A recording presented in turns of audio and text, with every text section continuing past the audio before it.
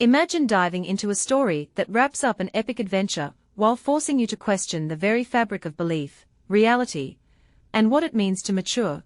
Philip Pullman's The Rose Field achieves all that and more, making it a timeless classic that leaves you breathless and pondering long after the final page.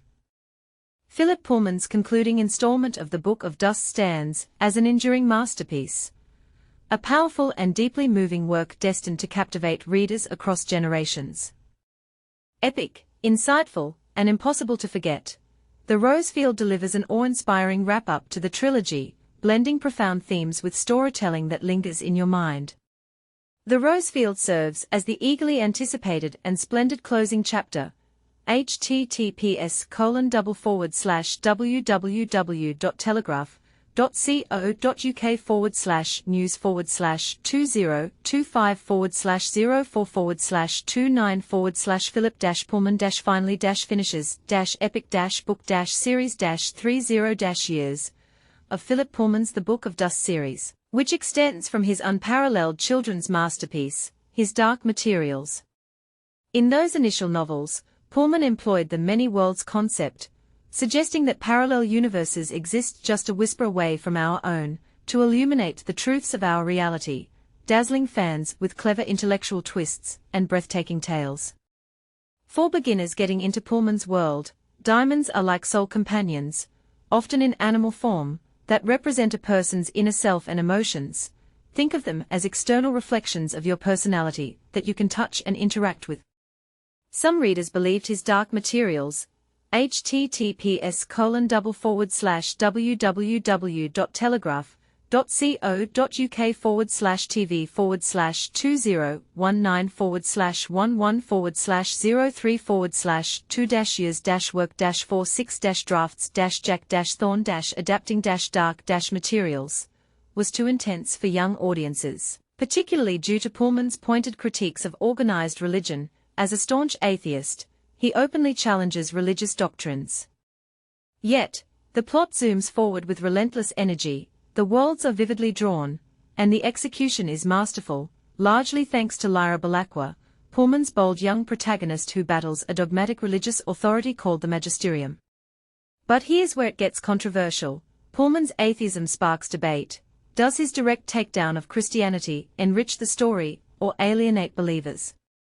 It's a bold move that invites readers to wrestle with their own views on faith. However, The Book of Dust shifts gears and is decidedly not aimed at kids. Pullman has called this series not strictly a prequel or sequel, but an equel, a parallel exploration that digs into Lyra's life at various stages.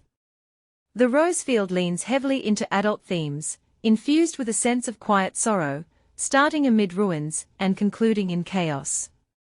Weaving together fairy tale elements, echoes of the Arabian Nights, espionage, and action-packed adventures, this latest book intertwines threads from Pullman's prior 5 novels, and, in many respects, elevates them to new heights.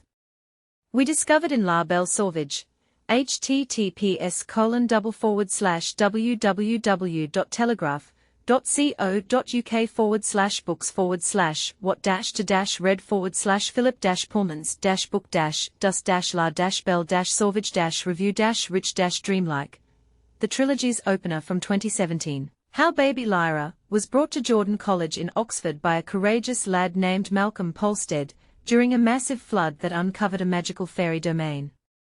Its follow-up, The Secret Commonwealth, https://what-to-what-red/philip-pullman-review-lyra-grown-rich-vivid, hit shelves 6 years back.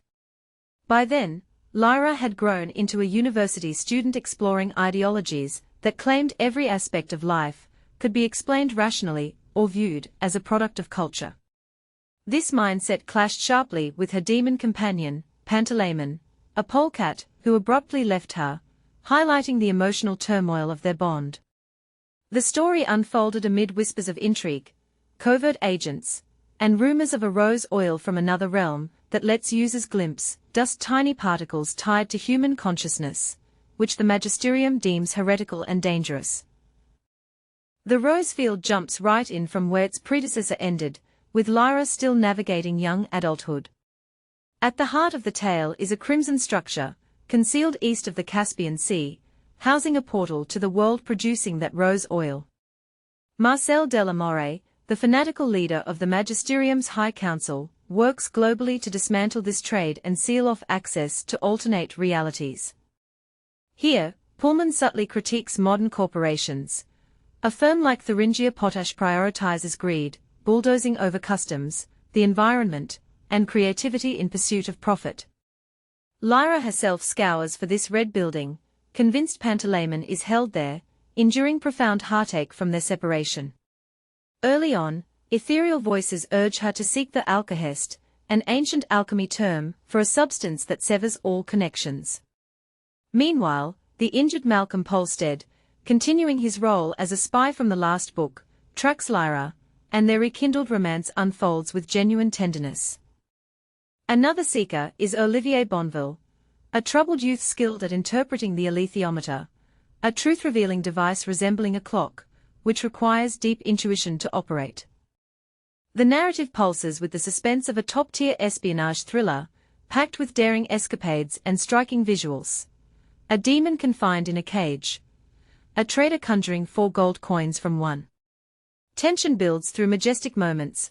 A ferocious ocean tempest. A demon descending into madness upon its human's death. A witch on her cloud pine broom evading a swarm of griffins. On the plot front, there are heart-wrenching disclosures about Lyra's heritage. Yet, Pullman consistently honors the characters' humanity and relationships. I found myself in tears as Lyra neared Pantalaimon's location, just as Marcel Delamore approached with his forces. I was more engrossed in this tale than in any story since childhood. As Lyra matures, she grasps the subtleties of life, the angel from his dark materials ending who warned against opening interworld doors was mistaken. Life's big questions, like faith and love, aren't simply good versus evil but a dance of shades and brightness. This applies even to topics that could turn other authors preachy. Pullman acknowledges the upsides of ethical capitalism, while condemning its darker sides. And this is the part most people miss, it's not a black and white indictment, but a nuanced look that might surprise you. When Lyra first appeared 30 years ago, she tapped a glass in an Oxford hall, sending vibrations echoing, a tiny act rippling outward. Her earliest fans, including yours truly, have aged alongside her. In our real world, filled with confusion and lost direction, I hope Lyra's fresh wisdom, empathy, and open-mindedness echo far and wide. The rose field represents the pinnacle of fantasy literature, intense, expansive, and as delicately crafted as the golden headpiece Malcolm fashions for Lyra. May those portals to other worlds stay ajar eternally. Philip Womack pens children's stories, such as Wild Lord. The Rose Field is out now from Penguin and David Fickling for £25.